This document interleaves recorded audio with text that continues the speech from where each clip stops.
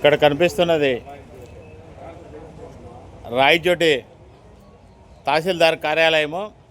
ఈ కార్యాలయంలో ఏమన్నా పనులు కావాలంటే పరపతే పైసలు తప్ప సామాన్యులకు పనులు పలికే స్థితిలో లేవు. సమాచార హక్కు చట్టానికి కూడా లబోగబో నోరు కొట్టుకోవాల్సిన పరిస్థితి ఉంది. డబ్బులు ఇస్తే 100 సంవత్సరాలకు ముందు రికార్డులు బయటకు వచ్చి కనపడతాయి. లేకపోతే కనుక 6 నెలలకు ముందు కూడా కనిపించని పరిస్థితుల్లో ఏర్పడుతున్నాయి. ఈ కార్యాలయానికి జిల్లా అధికార యంత్రాంగం ఆర్డీఓ కానీ చొరవ తీసుకొని దీనికి ఉన్న వ్యాధిని నయం చేసి ప్రజలకు సమాచార హక్కు కింద సమాచారం కానీ ప్రజలు ఏదన్నా పని మీద వస్తే సకాలంలో చేయడం కానీ చేయాలని చెప్పి ఆ విధంగా అధికారుల మీద చర్యలు తీసుకోవాలని చెప్పి కోరుతా ఉన్నాం. ఇదే పరిస్థితి కొనసాగిందంటే కూడా రాబోయే కాలంలో అధికార పార్టీ నాయకుల కర్మ వల్ల ఈ విధంగా ప్రజలు రోజు కాళ్ళకు చెప్పులు అరిగిందాక తిరగాల్సిన పరిస్థితి ఏర్పడుతోంది అని జనాలు అనుకోవాల్సిన పరిస్థితి ఉంది.